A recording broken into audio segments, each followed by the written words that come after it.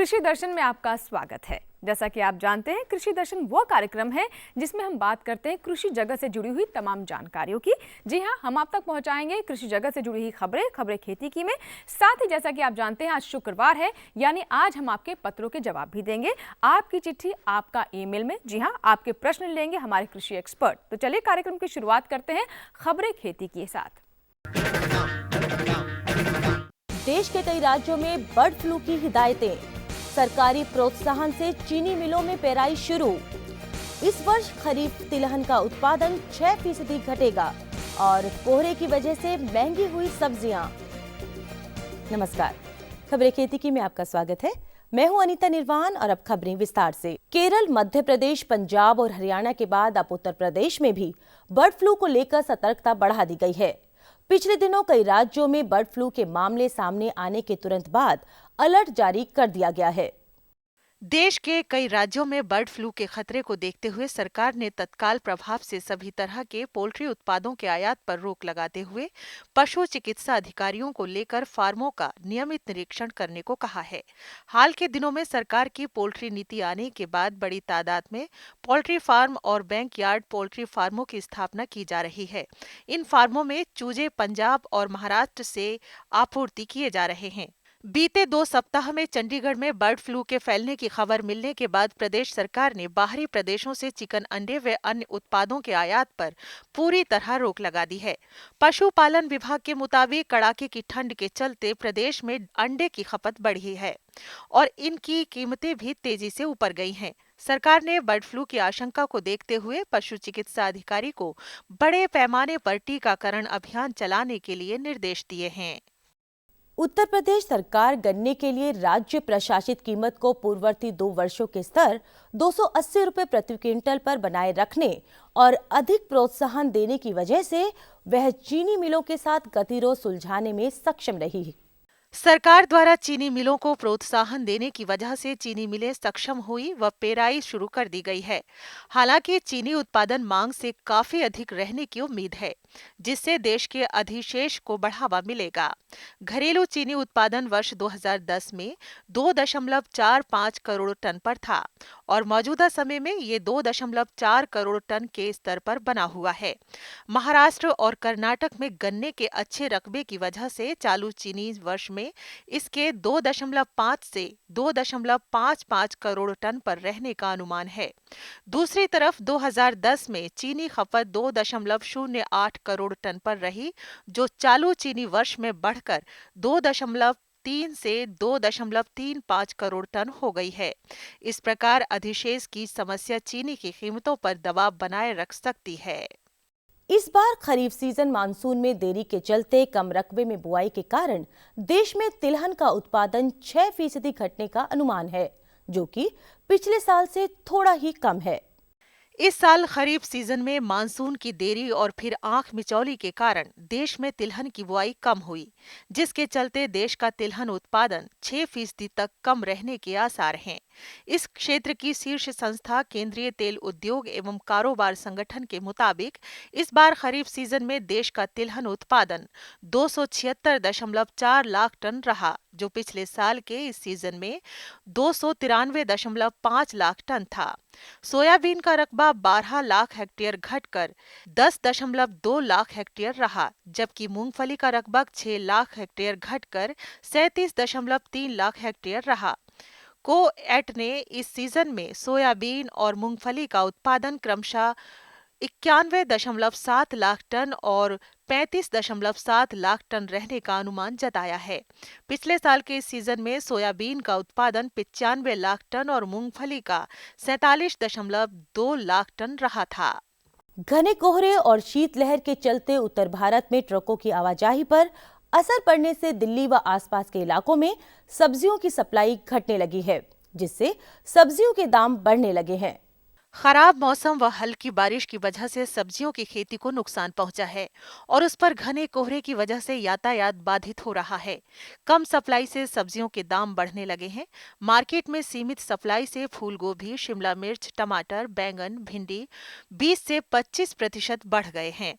Suppliers के अनुसार कुछ दिनों में मौसम सुधरने पर मंडियों में सप्लाई बढ़ने लगेगी, लेकिन तापमान में और गिरावट से सब्जियां खराब होंगी और दाम और बढ़ेंगे। अगर सब्जियों के दामों में बढ़ोतरी जारी रही तो पिछले कुछ दिनों से घट रही महंगाई दर फिर बढ़ने लगेगी। कारोबारियों के अनुसार मौसम में बदलाव से कीमतों में सुधार के आसार हैं। खेती किसानी में मौसम का प्रभाव सीधे तौर पर किसानों के जीवन पर प्रभाव डालता है। अनुकूल मौसम जहां खेतों में उत्पादन वृद्धि करता है, वहीं प्रतिकूल मौसम का प्रभाव खेतों व खेती को तहस नहस कर देता है। आपके उत्पादन में वृद्धि हो, इसलिए किसान भाइयों, हम आपको देते हैं मौसम की जानकारी। मौसम विज्ञान विभाग के अनुसार अगले 24 घंटों में अनुमान है जम्मू कश्मीर, हिमाचल, उत्तराखंड के ऊपरी भागों में बर्फ गिरने की संभावना है और कुछ भागों में मौसम साफ रहेगा। सिक्किम, आसाम, मेघालय के ज्यादातर भागों में मौसम साफ रहेगा और कुछ भागों में छुटपुट बादल छाए रहेंगे। बिहार, झारखंड के ज्यादातर भागों में घना कोहरा रहेगा। पंजाब, हरियाणा और उत्तर प्रदेश सभी भागों में धुंध छाई रहने के अनुमान हैं। और अब कुछ खबरें कमोडिटी के क्षेत्र से। आज की कमोडिटी में मोटे अनाज में चावल निर्यात मांग ठंडी पड़ने से मंदी का रुख रहा। वहीं दलहन में देशी चना, उड़द, तुअर, मूंग में तेजी का रुख रहा। खाद्य तेलों में सरसों, सोया, बिनोला तेल में तेजी बोल गई। वहीं किराना में जीरा, हल्दी, इलायची में तेजी का रुख रहा। खेती की खबरों में आज बस इतना ही। कृषि दर्शन कार्यक्रम में और अधिक रोचक और ज्ञानवर्धक जानकारियों के लिए देखते रहिए कृषि दर्शन। ये लो और बताओ। बस। अरे ये क्या भैया जी, बस इतनी सी रासायनिक खाद? किसानी छोड़ रहे हो क्या? किसानी नहीं, नादानी छोड़ रहे हैं। मिट्टी की जांच कराई है। अब तो लालाजी जितनी जरूरत है उतने ही उर्वरक खेत में डालेंगे। हाँ, किसान भाई आज ही अपने जिले की नजदीकी भूमि परीक्षण प्रयोगशाला में मिट्टी की जांच जरूर करवाएं और मिट्टी में पोषक तत्व, नमी व पौधे के विकास को देखते हुए केवल जरूरत के अनुसार ही पोषक तत्व डालें। और हाँ, मिट्टी में गंधक, जस्ता, बोरोन जैसे सूक्ष्म पोषक तत्वों का पता लगाना भी न भूलें। उर्वरक और जैविक खाद के सही उपयोग से भूमि का उपजाऊपन बनाए रखें, उत्पादकता बढ़ाएं, खर्चा घटाएं और बहुमूल्य विदेशी मुद्रा बचाने में भी सहयोग दें। और हाँ, धीमी गति से नाइट्रोजन उपलब्ध कराने वाले उर्वरकों जैसे नीम लेपित यूरिया को प्राथमिकता दें और यूरिया का पत्तों पर छिड़काव करें। अरे वाह, तू तो सचमुच समझदार हो गया रे। अधिक जानकारी के लिए संपर्क करें जिला कृषि अधिकारी या किसान कॉल सेंटर। अभी आपने देखी खबरें खेती की और अब समय हो गया है आपकी चिट्ठी आपका ईमेल का। जी हाँ, जिसमें हम आपके तमाम सवालों के जवाब देंगे और इसमें हमारी मदद करेंगे हमारे कृषि एक्सपर्ट। तो चलिए देखते हैं आपकी चिट्ठी आपका ईमेल।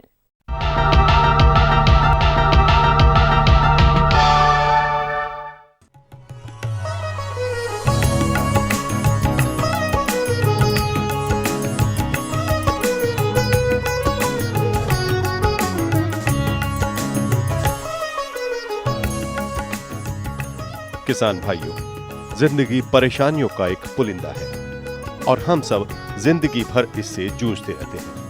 सच कहें तो ये एहसास भी बड़ा खूबसूरत है। हार ना हो तो जीत का एहसास कैसे हो, दुख ना हो तो सुख का एहसास कैसे हो। किसान भाइयों, आज शुक्रवार है और आपकी हर समस्या के निदान के लिए हम हमेशा से ही आपके साथ हैं।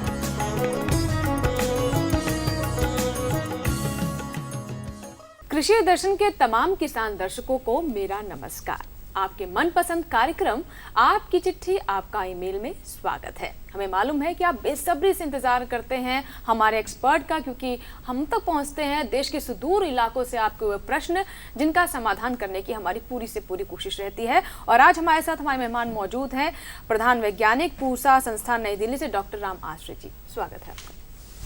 तो चलिए आपके पत्र लेने का सिलसिला शुरू करते हैं और जो पहला पत्र है वो मूंगफली की खेती से जुड़ा हुआ है। मनप्रीत सिंह है, ये जानना चाहते हैं मूंगफली किस किस्म की ले और इसकी खेती करने के लिए क्या सावधानी इन्हें बरतनी चाहिए। जी हाँ, बड़ी खुशी की बात है कि हमारे दर्शक ईमेल के माध्यम से अपने जवाब करते हैं, लेकिन तमाम दर्शकों से मेरी ये अपील है, उनसे मेरी गुजारिश है कि जब भी वो ईमेल लिखें साथ में अपना पूरा पता अवश्य लिखें, जिससे कि जो भी कृषि विशेषज्ञ होगा उसको आपके प्रश्नों का सही उत्तर देने में काफ़ी कुछ मदद मिलेगी। अब आप के सवाल पे आते हैं और बताते हैं कि आपको मूंगफली की खेती कैसे कुछ करें, क्या कुछ किस्में हैं जिससे कि आपको अधिक से अधिक लाभ हो।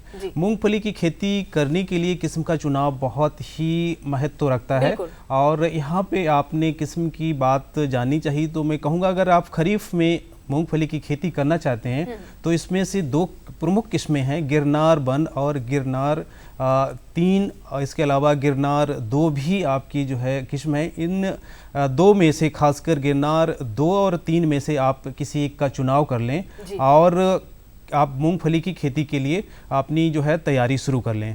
किस्म के चुनाव के साथ साथ आपकी भूमि की चुनाव की भी काफ़ी आवश्यकता होती है। जो हमारी भारी मृदाएँ हैवी सॉइल्स, वहाँ पे मूंगफली की खेती नहीं हो सकती है और जहाँ पे जल भराव की समस्या है वहाँ पर भी। तो इसके लिए आपकी बलुई दोमट मिट्टी हो जिसका कि पीएच मान तकरीबन आपका 6 से 7 के आसपास हो, जल निकास की अच्छी सुविधा हो, वहाँ पे मूंगफली की आप खेती कर सकते हैं। हाँ, मूंगफली की खेती आजकल हमारे किसान भाई गर्मियों में भी करने लगे हैं, तो आप गर्मियों में भी मूंगफली की खेती कर सकते हैं और उसके लिए किस्में कुछ दूसरी होंगी जिसमें कि आप JL 24 ले सकते हैं, आप GG7 है या GG5 है। इन तीनों में से किसी एक का चुनाव कर लें और गर्मियों में भी आप मूंगफली की खेती ले सकते हैं। खासकर आपकी इसमें कुछ क्या सावधानी बरतनी है कीड़े और बीमारियों के बारे में। बीमारी की जहाँ तक आप इसमें बात करें तो टिक्का रोग आता है जो कि एक आपका फफूंदी जनित रोग है और इसके अलावा इसमें एक कीड़ा लगता है जिसे व्हाइट ग्रब, जो कि एक आपकी कटुआ कीड़ा के नाम से जाना जाता है और ये जड़ें काटता है मूंगफली की, जिससे कि आपकी मूंगफली की फसल चौपट हो जाती है। तो इसको भी नियंत्रित करने के लिए आप पहले से व्यवस्था मुकम्मल कर लें। जी बिल्कुल। तो जैसा कि हमारे मेहमान ने भी कहा कि जब भी आप अपना प्रश्न हम तक पहुंचाएं, अपना पत्र हमें भेजें या फिर ईमेल भेजें, अपने इलाके का नाम ज़रूर लिखें क्योंकि वहां की जलवायु क्या है ये भी बहुत निर्भर करता है आपके प्रश्न के जवाब पर। साथ ही अब अगला हम प्रश्न ले लेते हैं। कपिल शराया हैं ये, इन्होंने हमें प्रश्न भेजा है। इन्होंने भी अपने इलाके का नाम नहीं लिखा है, लेकिन प्रश्न क्या है वो आपको बता दूं। इनका कहना है कि इनके पास एक अनार का पौधा है, सब कुछ ठीक ठाक चलता है, लेकिन जैसे उसके फल पकने शुरू होते हैं उसमें कीड़ा लग जाता है, क्या किया जाए? जितने भी हमारे अनार की जो उपभोक्ता हैं या यूँ कहें कि जो अनार की खेती करते हैं उनके साथ ये शिकायत रहती है कि अनार में कीड़ा लगा होता है, उससे उसकी बाज़ार की कीमत भी कम होती है और हमारे जो है किसान भाइयों को भी काफ़ी नुकसान उठाना पड़ता है। और इसकी वजह होती है इसमें फल मक्खी, जो इसमें अनार की फल मक्खी है, ये नुकसान पहुंचाती है फलों में। अंडे देके जब ये अंडे फूटते हैं तो इसमें छोटे छोटे कीड़े बन जाते हैं जो अंदर ही अंदर हमारे जो अनार के दाने हैं उनको खाते हैं। तो इनको आपको नियंत्रित करना होगा। हाँ, यहाँ पे आपने बात कहा कि आपके पास एक ही अनार का पेड़ है, तो मैं समझ सकता हूँ आपकी गृह वाटिका में कोई अनार होगा तो उसमें नियंत्रण करना बहुत ही आसान है। इसके ऊपर आप जैसे ही फूल आना शुरू हों ऋतु में तो उसके ऊपर एक नायलॉन का नेट डाल दें, जो आपका कह सकते हैं मच्छरदानी के तरीके का एक जाल आता है, जिससे कि इसमें जो फल मक्खी है ये नहीं प्रवेश कर पाएगी और अंडे नहीं दे पाएगी। हाँ, लेकिन ये जो आप जाल डालेंगे ये बहुत महीन किस्म का जाल होना चाहिए। जो आप मच्छरदानी का जाल होता है उससे भी महीन किस्म का जाल होना चाहिए, जिसमें कि इसमें छोटे से छोटा कीड़ा प्रवेश न कर सके। तो इस तरीके से बचा सकते हैं आप अपनी गृह वाटिका में लगाए हुए अनार को। जब आपकी मक्खी इस पर अंडा नहीं दे पाएगी तो इसमें फिर इसमें नुकसान होने का प्रश्न ही नहीं उठता है। जी, अगला प्रश्न छत्तीसगढ़ से आया है। रामचंद्र देवगन ने प्रश्न किया है। इनका कहना है कि कृषि दर्शन के नियमित दर्शक हैं और इन्हें कार्यक्रम बहुत अच्छा लगता है।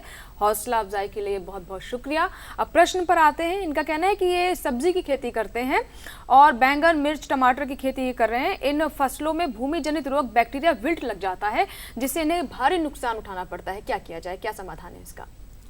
मिर्च, बैगन और टमाटर तीनों ही एक ही कुल की सब्जियां हैं और जो हमें अब सब्जियों का उत्पादन देखें तो इन तीनों सब्जियों का काफ़ी कुछ बड़ा महत्व तो है। और ख़ासकर ये शिकायत आती है हमारे किसान भाइयों से कि इनकी जड़ें सड़ने लगती हैं और पौधा सूखता है और नुकसान हो जाता है हमारे किसान भाइयों को। तो कहीं न कहीं उसी तरफ इनका भी इशारा है और उसी समस्या से ये भी कहीं न कहीं ग्रस्त हैं।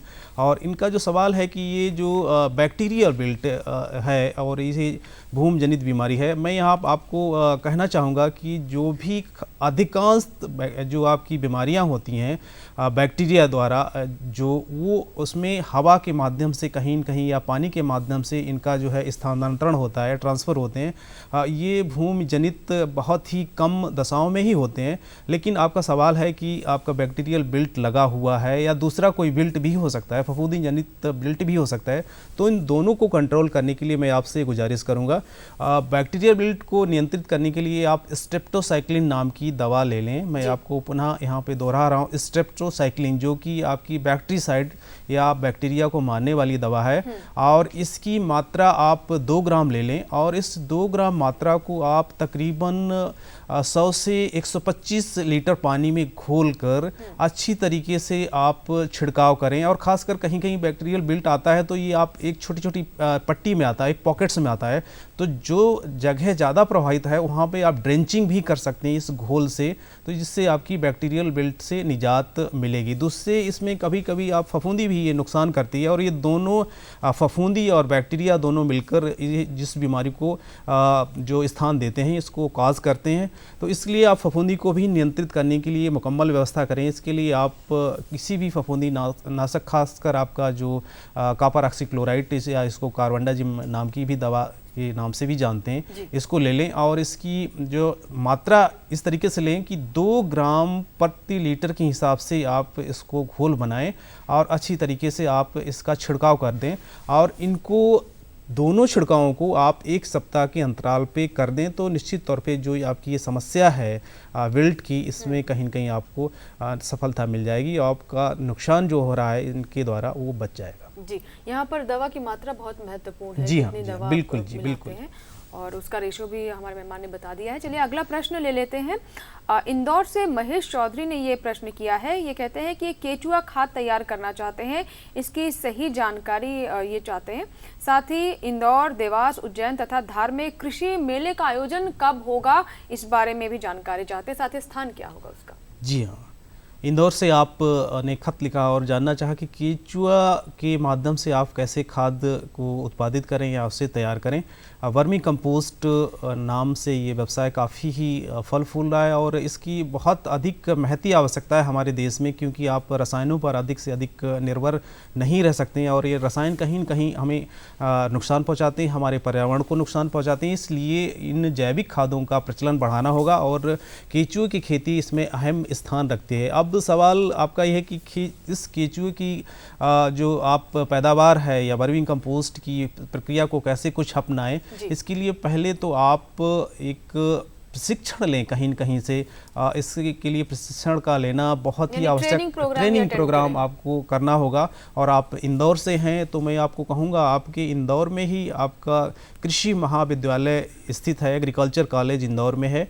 और यहाँ के जो कृषि विभाग, खासकर आपका जो एग्रोनॉमी डिवीज़न है, सस्य विज्ञान विभाग है, यहाँ पे इसमें कृषि विज्ञान केंद्र भी है इस कॉलेज में। वहाँ पे जाके कहीं न कहीं इसकी आप ट्रेनिंग हासिल करें और फिर इस वर्मी कंपोस्ट करने की जो है प्रक्रिया में आप आगे बढ़ें। और यहाँ पे खास ध्यान रखना होता है, जो हमारे दूसरे भी किसान भाई बहन जो केचुए की खाद बना रहे हैं, खासकर हमारे जब सर्दी के दिन आ जाते हैं उत्तर भारत में, खासकर अभी आप देख रहे हैं कितनी सर्दी पड़ रही है, आपको कपा देने वाली सर्दी है। इस दशा में केचुए का देखभाल करना बहुत ही ज़रूरी होता है। जहाँ पे आपने संरचनाएं बना रखी हैं कंपोस्टिंग की, वहाँ पे जो है आप तापमान को 25 या 24 से कम न होने दें। ऐसी दशा में केचुआ कहीं न कहीं जो है मरने लगता है और आपकी जो केचुआ से खाद बननी होती है उसमें कहीं न कहीं बाधा पड़ती है।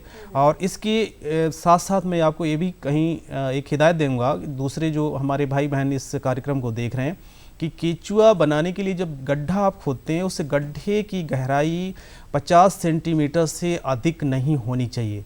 कभी कभी ये देखा गया हमारे किसान भाई बहन अपनी सुविधा के अनुसार गहराई 1.5 मीटर 2 मीटर तक भी ले सकते हैं। इसको आपको यहाँ पे परहेज करना है और गहराई 50 सेंटीमीटर या आधा मीटर से अधिक नहीं करनी है और लंबाई चौड़ाई आप अपनी सुविधा के अनुसार घटा बढ़ा सकते हैं। इस तरीके से अगर आप इन सब बातों पे ध्यान रखते हुए वर्मी कंपोस्टिंग पे जाएंगे तो निश्चित तौर पे आप लाभ कमाएंगे और खेतीबाड़ी में भी आगे बढ़ेंगे। जी, यानी एक तो ट्रेनिंग प्रोग्राम अगर ये अटेंड करें तो ये बहुत अच्छा रहेगा, प्रशिक्षण ले इसका, साथ ही मौसम का मिजाज देखते हुए बिल्कुल उस तरह का उसको आपको तापमान व्यवस्था रखना बहुत आपको जरूरी है, करनी पड़ेगी। जी। चलिए इसी के साथ ही आज के इस अंत में फिलहाल इतना ही। आप स्टूडियो में आए, दर्शकों के तमाम सवालों के जवाब दिए, आपका बहुत बहुत शुक्रिया।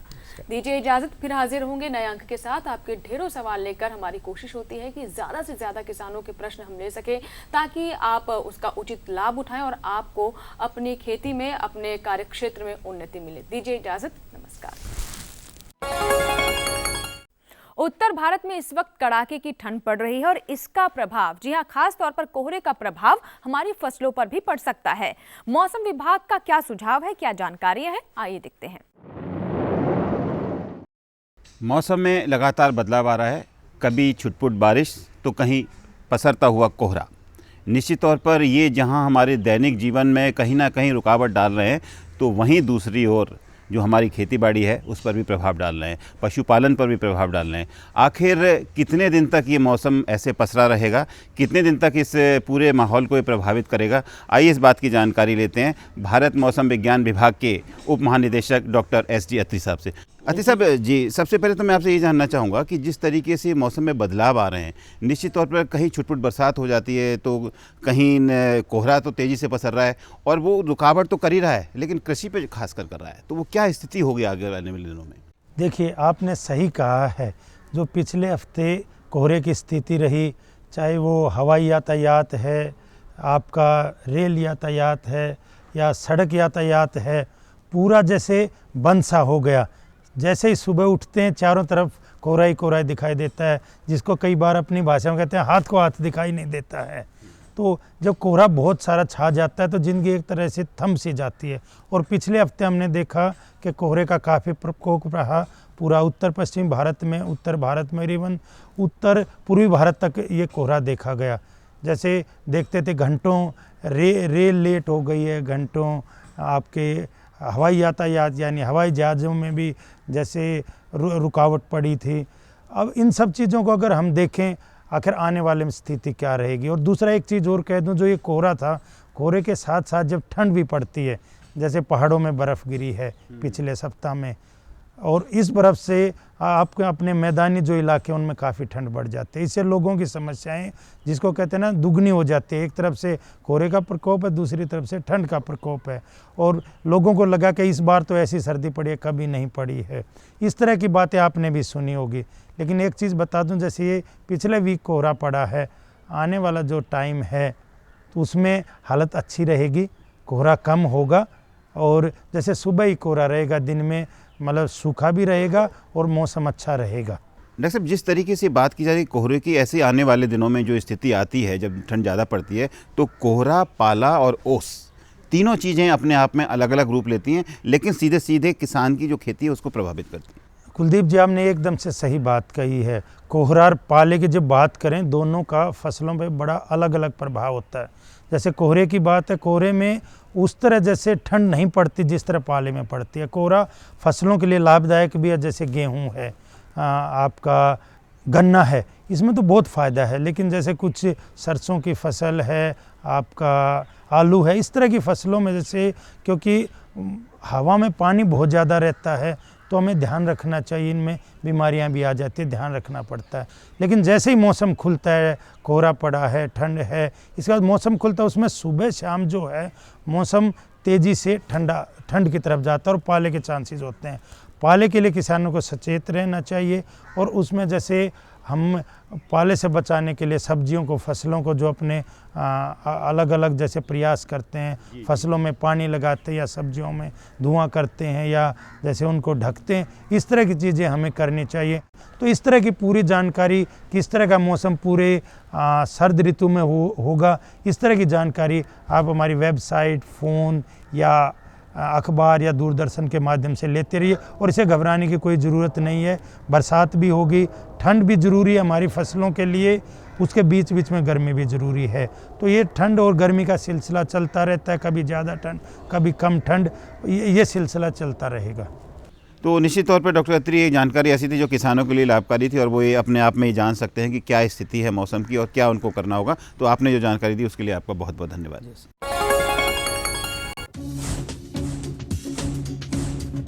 जुड़िए हमारे साथ ट्विटर पर twitter.com/कृषिदर्शन.dd, फेसबुक पर facebook.com/कृषिदर्शन.dd और देखिए कृषि दर्शन अब यूट्यूब पर भी youtube.com/user/कृषिदर्शन.dd। भेजे हमें मेल कृषिदर्शन.dd@gmail.com पर। आपको हमारा कार्यक्रम कृषि दर्शन कैसा लगा? अपने सुझाव, प्रतिक्रियाएं एवं सवाल हमें इस पते पर भेजें। कृषि दर्शन, कमरा नंबर 10, CPC दूरदर्शन, खेलगांव, नई दिल्ली 110049। और इसी के साथ ही आज के अंक में फिलहाल इतना ही। उम्मीद करते हैं कि आपको हमारा कार्यक्रम पसंद आया होगा। यदि आपके कोई सुझाव हैं तो आप हम तक पहुंचा सकते हैं। हम कोशिश करेंगे कि आपके सुझावों को अपने कार्यक्रम में शामिल करें। फिलहाल दीजिए इजाजत, नमस्कार।